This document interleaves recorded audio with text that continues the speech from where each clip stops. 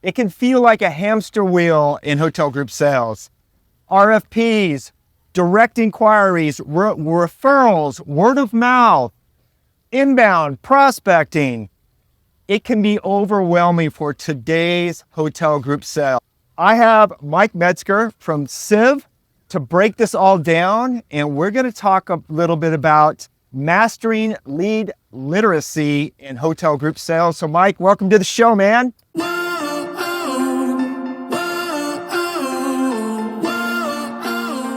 Thanks, Cory. Happy to be here. It's a beautiful day at Paradise Point. Isn't it? Yeah. Man, I'm so stoked. This is actually just my second live here on InSync at Paradise Point Resort. I've got so much history and love for this place. So what an amazing opportunity. Thank you for joining me. Of course. So let's jump right in here. Let's talk about what are the different types of leads that hotel sellers get, and how can they measure their true value? That's a big question, Cory. It's a little bit to your point of an overwhelming landscape today, right?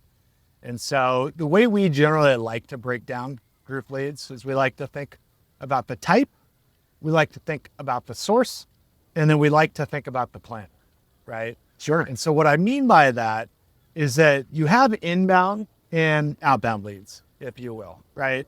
And hotels traditionally are thinking a lot about the inbound leads. So somebody has a concrete event or meeting that they're looking to host at your hotel or at your resort. It's at rates, dates, and spaces. Yep. Do we have the availability? If so, can we offer you what you're looking for? And then from an outbound perspective, we think a little bit differently about leads. And so those are really leads that come from all the hard work that a sales team has done to go out and exhibit their hotel or their destination at an event like an MPI or at an IMEX. And a lot of times those conversations may not have an immediate opportunity attached to them, but they lay the foundation for you to be able to get more and more opportunities over time. And so hotels are really dedicating their time towards one of those two methodologies today, but trying to find more and more time for that outbound prospect.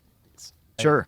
So beyond just the inbound versus outbound dilemma, you also have a real difference in terms of channels through which a lead might be received. Yep. And so generally that can be oversimplified into a direct lead versus a third-party lead. Sure. And so on the direct side, might come through a website or an email address or a telephone number. I think everybody's left fax behind, thank God. But you really have a direct lead mechanism that teams are maybe hitting refresh on an email inbox today. They're distributing those leads out to the appropriate member of their sales team, who then responds to that planner. And then from a third-party perspective, everybody's familiar with CVent, right? Obviously a powerhouse in the industry that's really done a great job of making it easier for planners to submit multi-market, multi-hotel bids.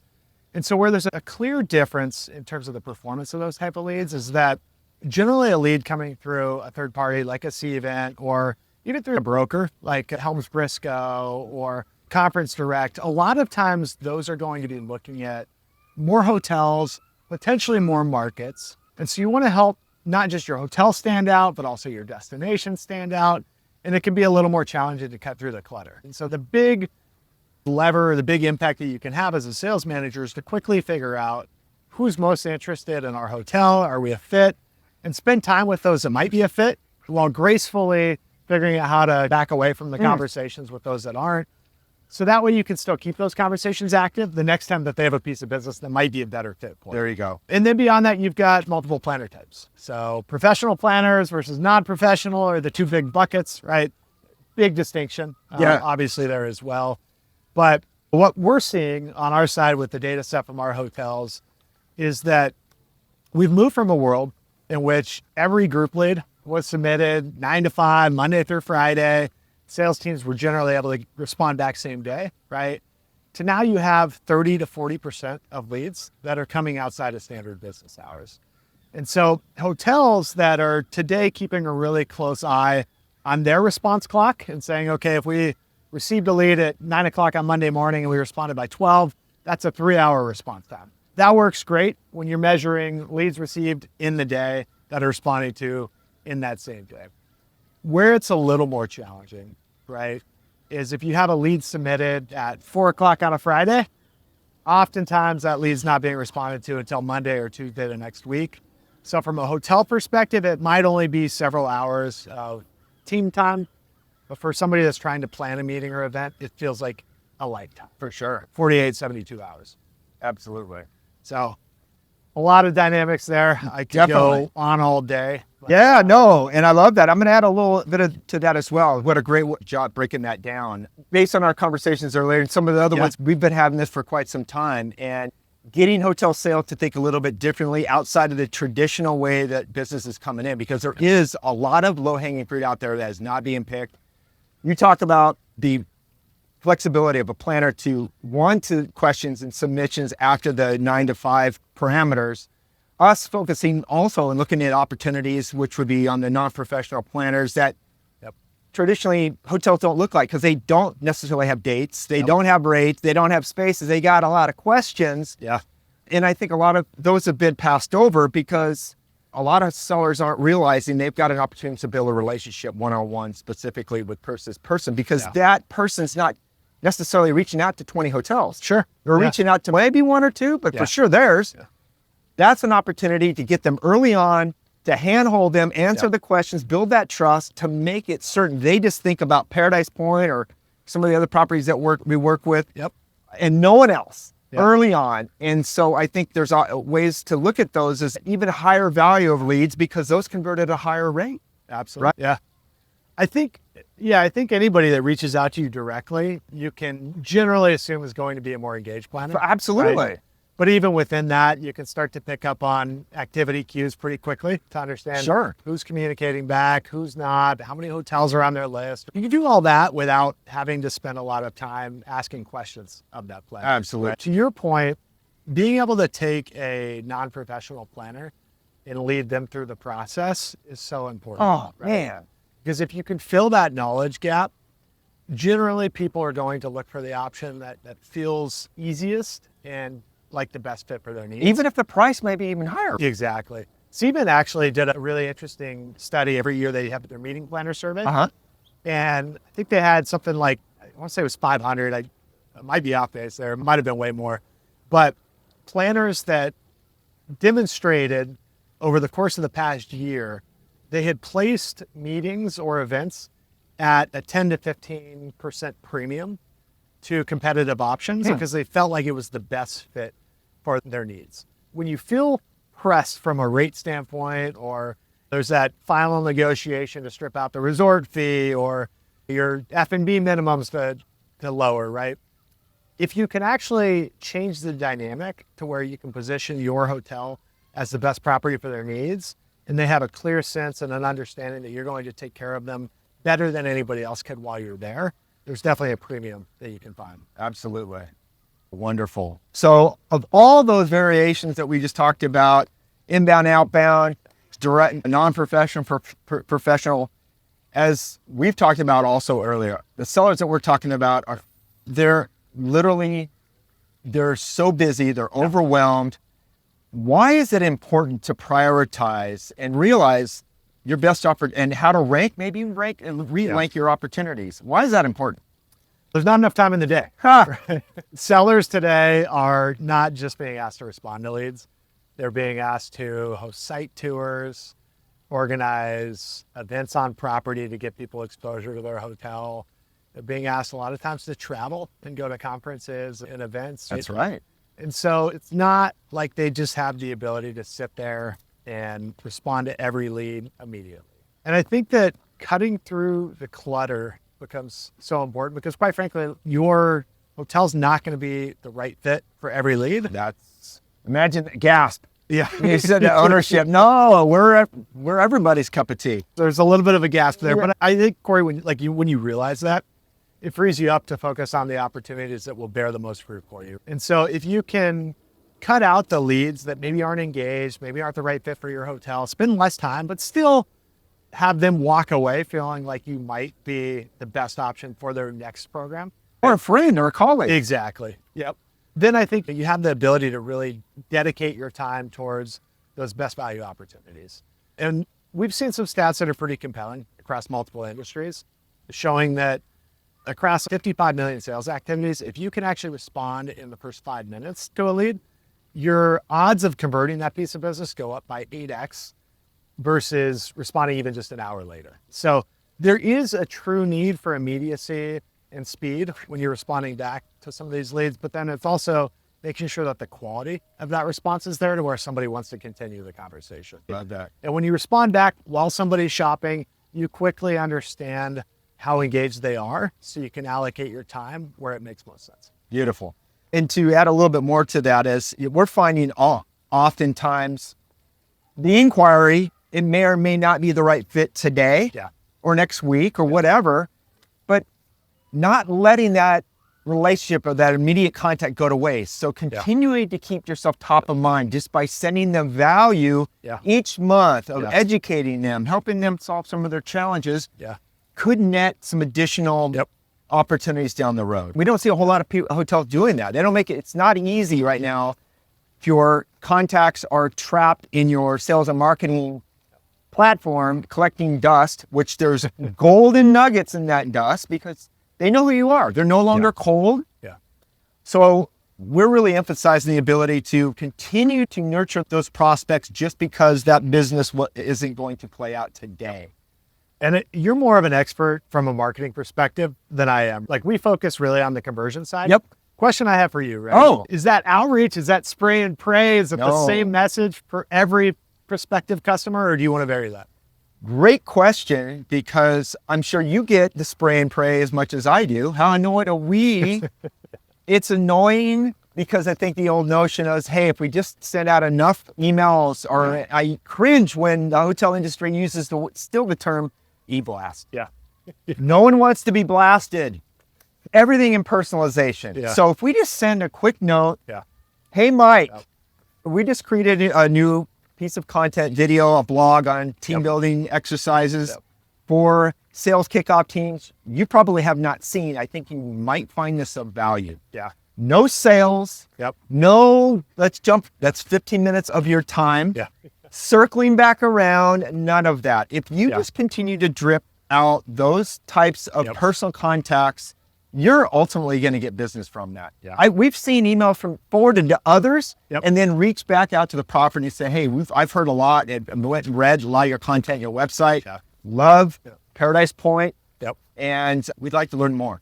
So absolutely. I think that makes a lot of sense. And talking about earning your way into trust, the permission for somebody's time.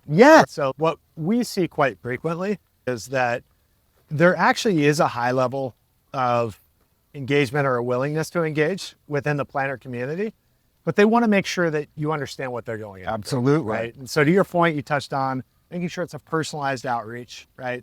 It's adding value. It's helping to communicate how you're going to get them to their goals.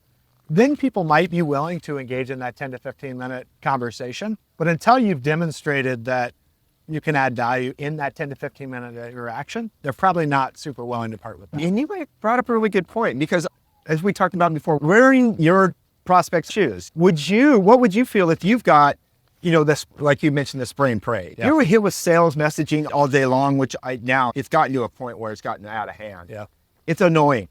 So there's that tipping point of being a value, a trusted advisor, and just trying to meet your numbers on a short-term mindset, which could ultimately ruin that one chance, one opportunity that you have to connect with somebody that could bring you a lot of business. Absolutely. And I think brand cohesion too, even beyond just like a focus on individualization. What we see so often is that somebody might submit a lead on your website and then a response comes back from a third-party component that they've installed. And so now as a planner, you've submitted an inquiry, you get a response back via email. It's got a different logo on it. You're wondering, is this spam? How did they get my information? You're suspect. And so one of the things that we really work with our wait a minute, you're jumping ahead to the how. All right. Hold on, folks. So, because I know where you're headed there. So just to kind of a quick recap, understanding the lead value and where to start is very important. And then naturally, Mike, we touched on some of that. What are some of the sales strategies, some of the teams that you're working with, or some of the, I'll share a little bit about what we're doing as well, to help them prioritize leads and then generate more high value opportunities?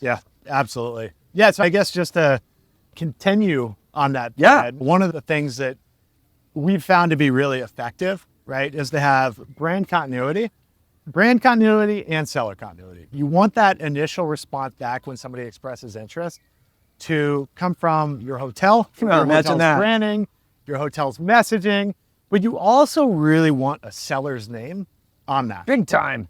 And if not sales department. Oh, man. Imagine that. And if you're in more of the traditional manual, we call it the lead catcher approach, right? Everybody says lead catcher. You have no other option than for that response to come from group sales at hotelname.com. Didn't you just come up with a name, though? Somebody fictitious, for crying out loud. Fake it.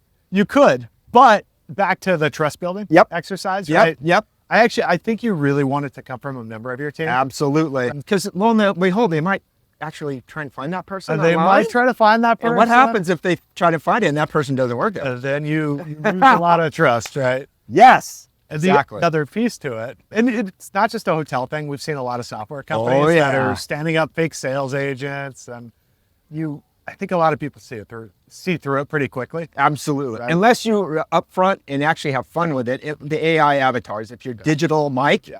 So anyway. You could have some success with that approach. Yeah, you're having fun with it. Depends on what you're going for, how forward-leaning you are, what's your hotel type. But what we found is that it's actually really effective for at the point where somebody's shopping, to reply back with an email that comes directly from the seller that'll be assisting them. Have a text message come through within the first minute or two of receipt as well. And when that happens and you get a text message that comes through and it says, hey, Cory, it's Mike from Paradise Point Resort. And the planner sees that even if they're not sure whether somebody actually sent that text, they see that you thought enough about the initial touch point to be able to get them to the right place. It separates you from your competition that today is spending 37 hours to even respond to a group lead. A lot of times that response comes from group sales at hotela.com. So you're going to separate yourselves pretty quickly. All right, but I thought people like to wait. Yeah, I wait with Amazon, don't I? I think we've got sometimes in this industry a little bit of a too cool mentality. Exactly. Right? I need dates. Like I was blown away when I learned what that was. Oh yeah. Yeah. I have needs. Yeah. Not your prospect. Yeah. Not thought that was funny anyways. So. To your point, though, it is about like rephrasing, right? Totally. Putting it in your customer's language and what's in it for them. And I think if you could figure that out, you have a way to convey need dates or a way to convey what's important to your hotel that still feels really customer friendly. For sure. Absolutely. But I think we've seen, like, Paradise Point's a great example of that, right? Danita and her team really spends a lot of time thinking about what's the right messaging to put in front of a customer, right? And so even if they have need dates or they're not able to accommodate a group, they actually are able to articulate that in a way that doesn't make somebody feel like their business isn't wanted, right? Right. Yeah. Yeah, that's a really good point because I think as a guest, prospect, especially anybody in hospitality, we want to feel special. Yeah. So if we can make them the hero, put our focus on them, get them what they want, so we get what we want. But we should always be secondary, right? I think so. Yeah. I mean, I look at it the same way from my point of view. If Civ's not helping our customers to get more value, then we should not exist as an organization. Absolutely. Right? So we've got to figure out a way to articulate the value we can provide. Same thing for your company as well. Right? Yeah, absolutely. And if we're not able to do that, right, then rightfully people will question whether it makes sense to do business with us. Absolutely. So Mike, could you share with us, maybe even here at Paradise Point, where you took them from where they were to maybe today? Absolutely. Danita's done a phenomenal job of building out her team here on property. She's got great sellers, right? Whether it be the social and wedding events management team or the corporate and association sales team, right? She has the right people in place. I think what they were finding is that quite frequently they had so much volume coming at them from a lead perspective that it was challenging to get back to people in a timely manner. And for whatever reason, sales teams or sales managers don't want to work 24/7, 365. Imagine that. Haven't figured out a way to make that work yet. And so they were feeling stretched thin outside of standard business hours. Kind of going back to earlier, 30 to 40% of leads across our hotels that we work with come outside of business hours, right? So figuring out how do we fill that gap and then get to a point where we can have personal sales conversations with as many planners as possible. Because if you put Danita's team in front of a planner and you give them 10, 15 minutes to take their phone out by the pool or to the meeting space and showcase what's available here, they're going to close that business. Definitely. And if you can do that before they've heard back from any other hotels, your odds of closing that business skyrocket. And so I think it wasn't so much about like challenges within the team itself, but it was more about giving the sales team time back to be able to focus on the high value closing activities. And I wouldn't say that doing things like instant email response or going back and forth 3 or 4 email threads deep to find a time to coordinate a call, that's nobody's highest and best use of time. For sure. Absolutely. Wonderful. And I think the other thing is because we were able to get those leads directly to the individual seller that's responsible for closing the business. Yep. It short circuits that process and it already consolidates a lot of the time that would otherwise be spent just on distributing leads across a team of, I think she's got 7 or 8 sellers. Big team. Yeah. Thank you. Hey, appreciate that and appreciate your time. Yeah. And meeting me up here at beautiful Paradise Point Resort. And we're going to have another conversation hopefully soon. So appreciate it, man. Appreciate it. Right on. Thanks, Cory.